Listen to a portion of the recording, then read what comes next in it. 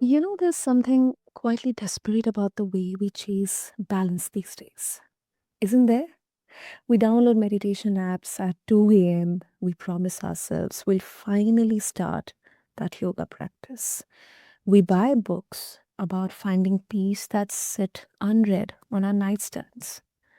We are told inner balance is just a routine away, just a habit away, just one more self-help strategy away. But think about this, like, are we missing something here?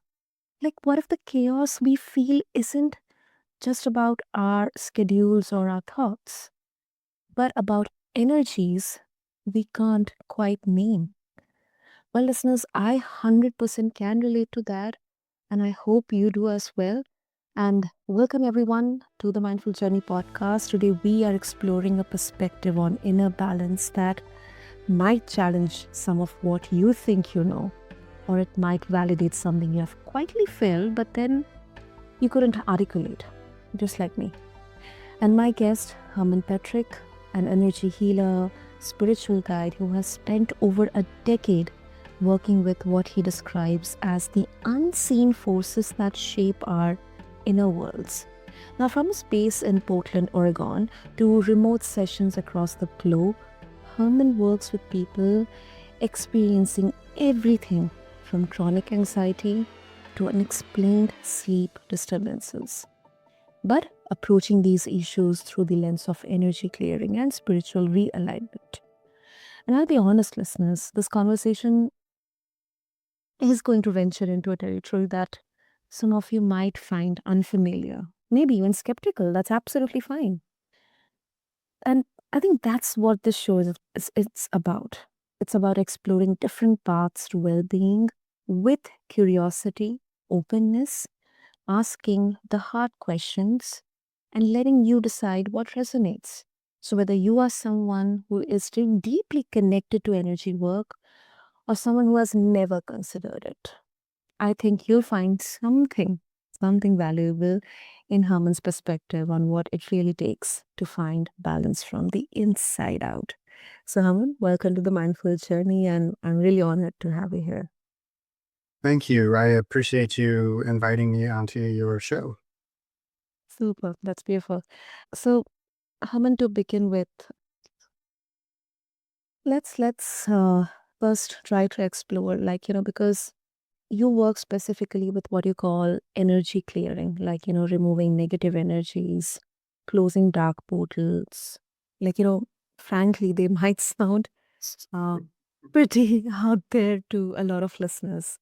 So, um, how you first got introduced with this? When what I know, my um first memory or discussion, anything around energy, it started a while, like 5 6 years back. But before that, I think in our school days, in college days, we never even talked about it. Never came across such a concept except in the physics books, textbooks, such as energy. And then in my childhood, somebody had pointed out that I have a lot of negative energy around me. So that's what has actually kept me interested in this. But how did you come across this as a concept? Yeah, so it's been quite a journey, and um, if I was to tell you when I was, a child or a young man, and you said I was going to be an energy healer, I would have said you're absolutely insane. That this has never been something that I thought would be my work, and as it turns out, it's more than just work for me. It's my life's purpose. I didn't really discover it until my early 40s, and it really did come out of nowhere. I mean, I grew up in a very, Christian household, so I have a good understanding of the foundations of, the Bible and what it talks about, and I got really curious, later in my late 30s about other religions, and in fact, one of the ones that resonated with me the most was, Hinduism, and the Mm. talk about the chakra systems was just fascinating to me. And so I really just started focusing and trying to understand what these energy centers of the body actually were and how they can affect our emotions. And so I just started, my world started opening up because I started to try to pay attention to everything around me. And when I started doing this work, it was literally not something I had planned. I was visiting a friend's house, and apparently this house had all kinds of crazy dark energies in it. I think Mm. the word they were using were like demonic energies, and she was telling me about how she would wake up screaming in the night and has all these problems with the home, and a lot of people won't come over and visit because it feels rough. And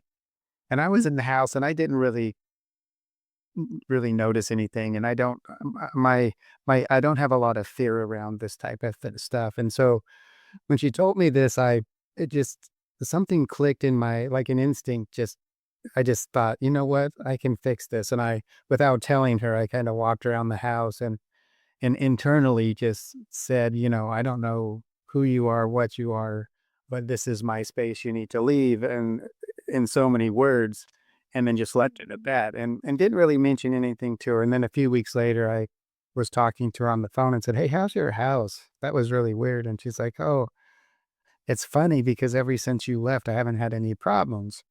And she had had Mhm. 3 different people from different churches come and try to do, like, blessings on the house and, clear the space, so to speak, but to know, it didn't really, change anything, until I did that. And so a little light bulb went off, and I was like, there's something to this. I feel like I should be trying to do this." And there's no, like, training program to do this type of work, so Mm. I just thought, I'm gonna try to do a few things that I think I can do. And, I was talking to some good friends here in New Zealand, and, I was telling them how I can, help people with their sleep because, you know, her house was affecting her sleep so much, she wasn't getting much sleep because she's being terrorized by these energies. And they told me they called me a crazy yank because, they thought I was insane. And anyway, and this is all over like a glass of red wine on the front porch. But I said, "Look, I can help people with sleeping issues. I'm sure you know someone that has a sleeping issue. Let's test it and see how crazy I am." And that's when they said, "Well, our daughter, she's 24. She lives in Perth, Australia.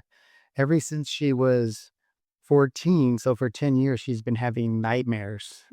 And they've taken her to several different doctors. No one can figure it out. And she would sleepwalk, several times a week as well as these nightmares. And she's only getting about 3 to 5 hours a night because she was just being tormented every night." Mm.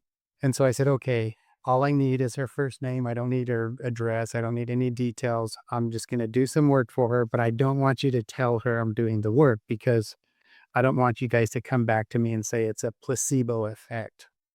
And if they agreed, and then, after about a week, they came back to me and were just shocked. They're like, "I don't know, Herman, what you did, but she hasn't had a nightmare. And she's all of a sudden, she's sleeping like 8 to 9 hours a night. It's like it's changing her life." And that carried on for several months. And during that conversation, I asked the mother, the mother was probably, excuse me, in her late 60s, mid to late 60s. I said, "Well, how's your sleep?" And she's like, "Oh, I wasn't going to tell you this, but the last 2 weeks is the first time I've slept without taking sleeping pills in over 20 years. So I know you worked on me too." I was like, "Yeah, I did." Anyway, that was kind of like my first real test with someone that, working on someone. And then the result of that is they told some friends that had about it, and their friends had this 5-year-old boy that was suffering from nightmares every night. Ever since he was 2 years old, he had seen something and had so much fear that he wouldn't even walk down the hall by himself to go to the bathroom. He wouldn't sleep in his own room. He had nightmares.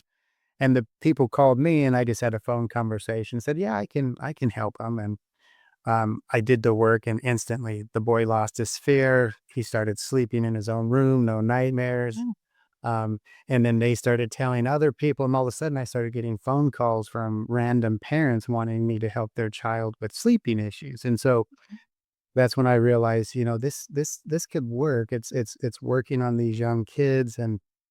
So I created a website and, then started marketing the website, and then that turned and it started a slow progression, Mhm. and I was kinda learning as I was going, but then I end up working with people all over the world. My biggest market obviously is the US, but I cover the US, Canada, Australia, New Zealand, the UK, Hong Kong, and, parts of the Middle East. So I'm covering a Mm. big geographic area, and so Yeah. and over the years, I've seen and felt so much that I've kinda connected the dots on a lot of things and got a better understanding, and my work has just progressed and evolved, and I just feel like it's come with much better ease for me now and less dangerous because there's a lot of dangers in this stuff, but Mhm. the stuff I'm dealing with is, some pretty heavy stuff, a lot of, like, black magic, people sending curses and hexes, and, I have clients that come to me that need, curse removal type stuff, and a lot of people be like, "Oh, that stuff's not real." Well, I in fact, it is, and it's been around for centuries, and a lot of us just wanna put our head in the sand and think that there's no really good or evil, that there's no forces out there, but people do manipulate these forces to affect other people's lives, and so I got to see the whole picture of what's happening, and that's really how where I came to today is just from all that work. It's been about roughly close to 15 years now, and I've just been able to connect the dots, and here I am. So I know that's a long answer to your question, but, there it No, is. it is. It is, and I'm so I'm feeling bad because I don't think 30 minutes is justified here, Herman, to explore this because it's 15 years, and I mean, um, I don't know because we talk about paranormal, we talk about and credit to where it's due, like how it's portrayed in the popular media, but with a lot of sensationalization and a lot of here and there tweaking and everything. But I do believe that yes, every house, every human, or a particular place or location has its own energy. And yes, there's always this, conflict between the science and the or the logic, and the something that which is intangible, which is kind of sometimes gets restricted to only a single person's lived experiences, and then something becomes like this fear mongering stuff, and unfortunately, but then I think it's a very dangerous place because um these are energy clearings. I have had many, not many, but few examples where people who have dedicated their lives to paranormal sciences. I mean, they did have a legit career in there. In India, also, like keeping apart the superstitions and everything. Like, if we look at this without the skepticism, there are belief systems, there are customs, there are rituals which are very significant. They have a huge importance in the Hinduism culture.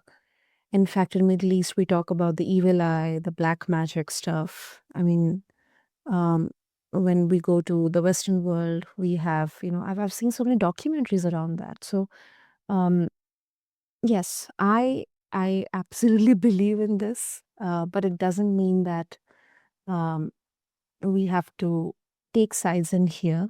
But then one question comes to my mind, and I'm very sure listeners will also get this question in their minds after listening to you is because you're doing the all of these clearings remotely, like you are working with people's energy from a distance, like people you have never met in person, and that too across different cultures here, Harman. So how does remote energy healing actually work? Like, what are you doing, and why doesn't the physical proximity doesn't matter here?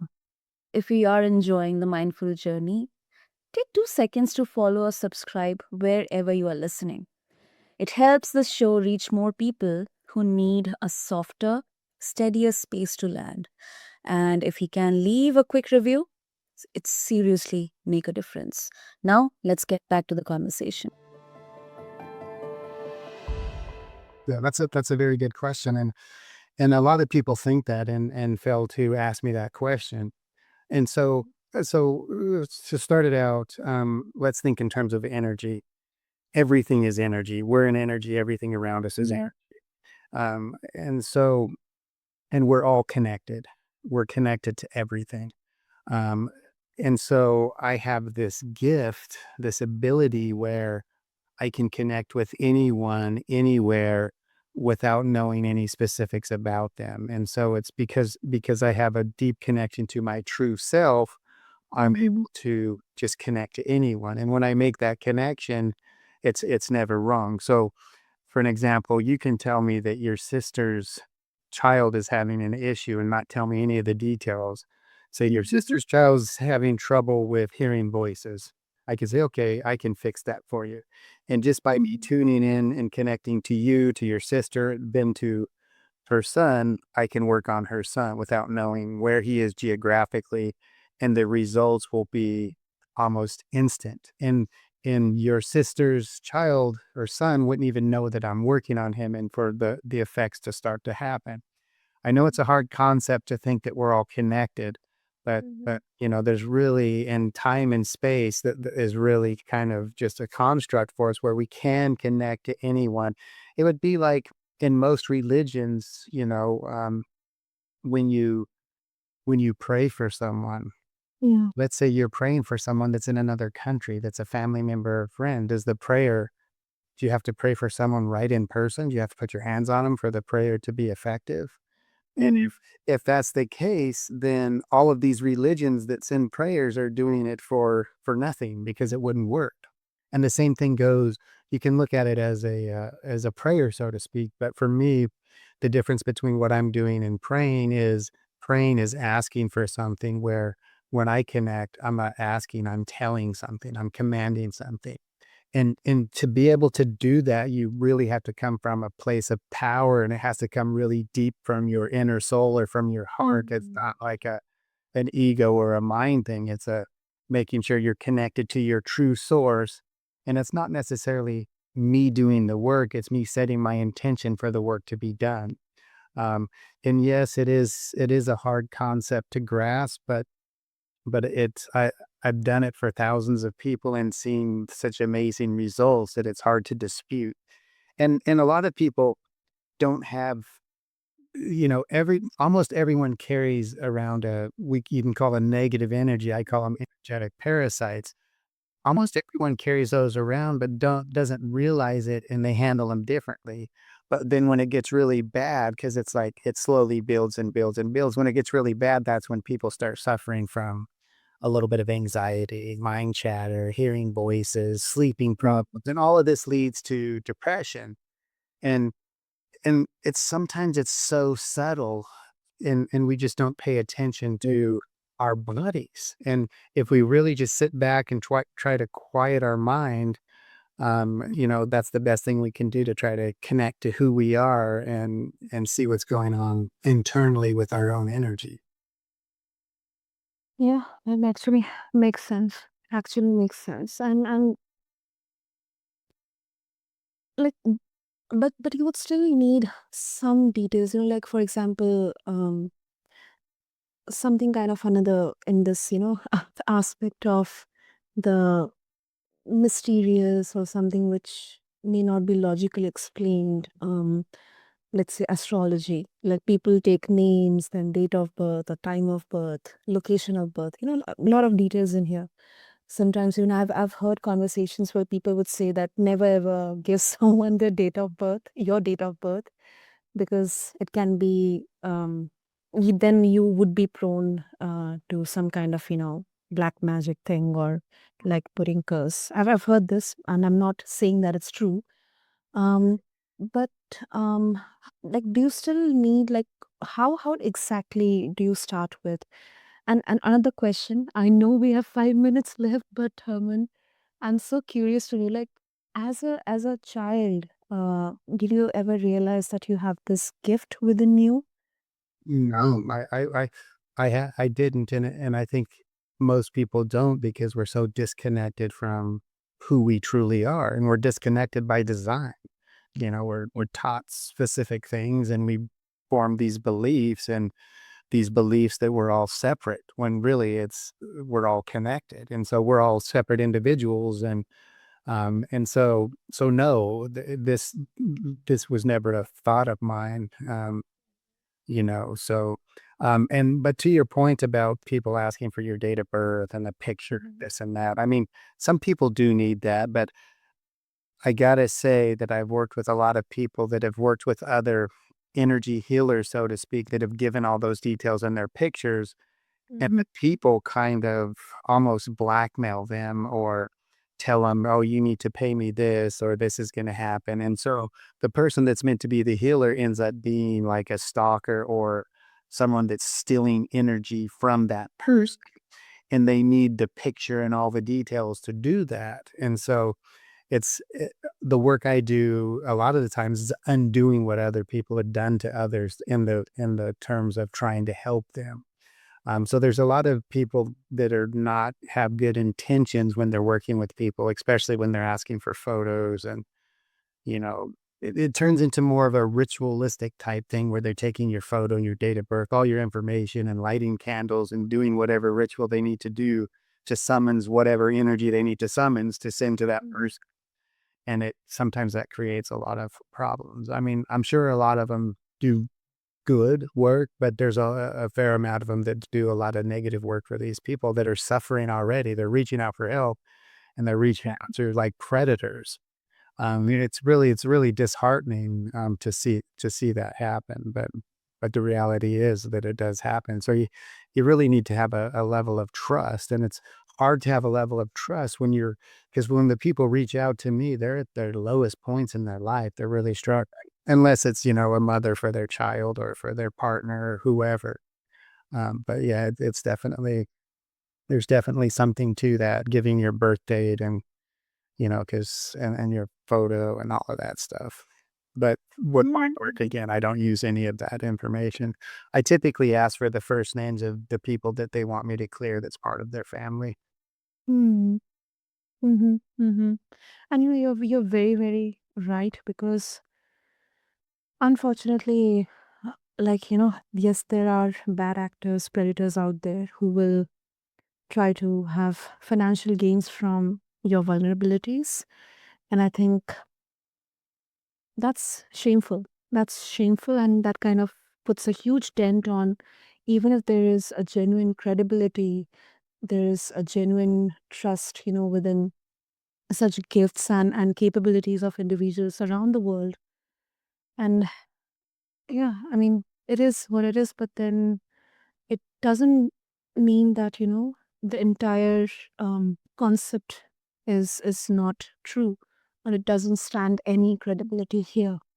Um, and before we wrap up, Herman, because you are dealing with energy here, you yourself, you are actually also dealing with, let's say, most of the negative energies here. How do you, popularly people say that cleansing yourself, that people, they do some cleansing rituals, they meditate, or they kind of, keep around like this invisible um, protective shield around them. So that, because these negative energies, they tend to kind of latch to or onto you, and they kind of manifest either physically or emotionally, something like that. Yeah, they manipulate your thoughts and your emotions, and it starts out very subtle. And if you think about it, we're all guided by our thoughts and our emotions. So it's not necessarily us driving ourselves through our life because we're being manipulated. And so how I stay protected myself is I'm constantly working on my inner balance. And so, and what that looks like for me is making sure that I'm taking time for myself, sitting in a quiet space, focusing on my breath and clearing all my thoughts. That's really what I call connecting to my true self. And then it goes a little further than that. What are the foods that you're eating?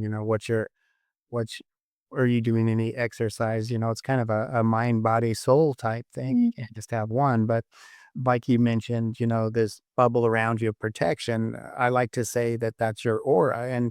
And when you produce your aura, if you're worn down and you don't have inner balance, your aura is going to be extremely weak. And if you have a stronger aura, it's hard for these energies to attach. Now, it doesn't mean that they can't get through it, because some of them can. But when you have that inner balance going and you have that aura is at 100%, it's really hard for these energies to get in.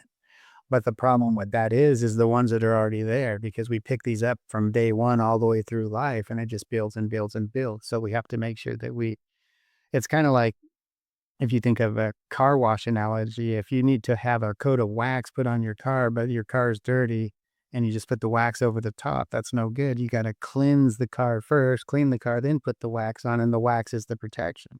And so anyone that wants to work on their inner balance and their protection of their aura, they need to make sure they clean themselves first, clear themselves before they get. I mean, you can still do one or the other, but it's best to clean yourself first, then get that inner balance working. And that's what my work is all about. The key to my work, the key outcome is about helping people connect to their true authentic selves, because most of us are so just disconnected from who we are. And my work is about helping people connect by removing these energetic parasites that are manipulating our thoughts and our emotions, essentially guiding us through life. Hmm. I appreciate that. I really appreciate that. And this is so, so interesting. I wish we could have gone on and on, but in the interest of the time, before we wrap up, I'm very sure listeners will have lots of thoughts, lots of opinions. Maybe they would have their own lived experiences. So if they would like to connect with you, what would be the easiest way? The easiest way would be my website, which is just my name, hermanpetrick.com. There's some information on there, and there's a contact page. If you shoot me an email, I'm happy to offer anyone in your audience a free 15-minute consultation.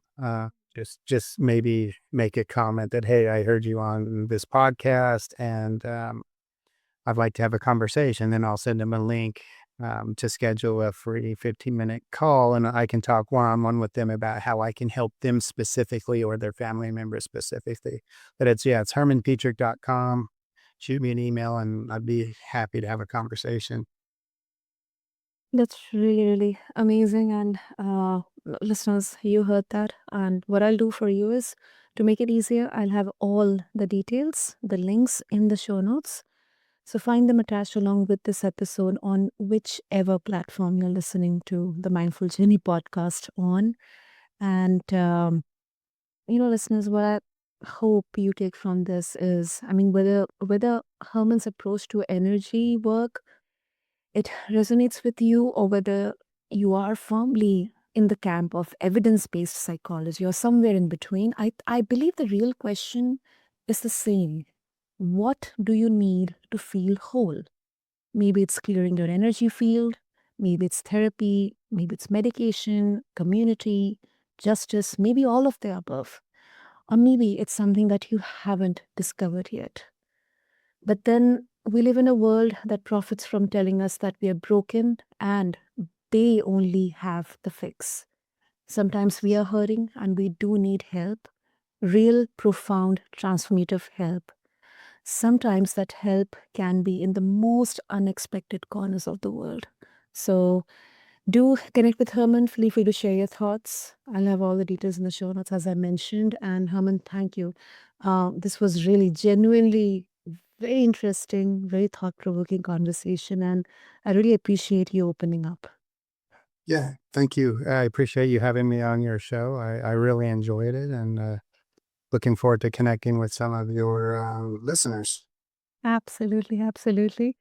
And thank you to all the listeners for being here. Until next time, I'm Sana, and this has been The Mindful Journey. Please take care of yourselves and your loved ones. Thank you.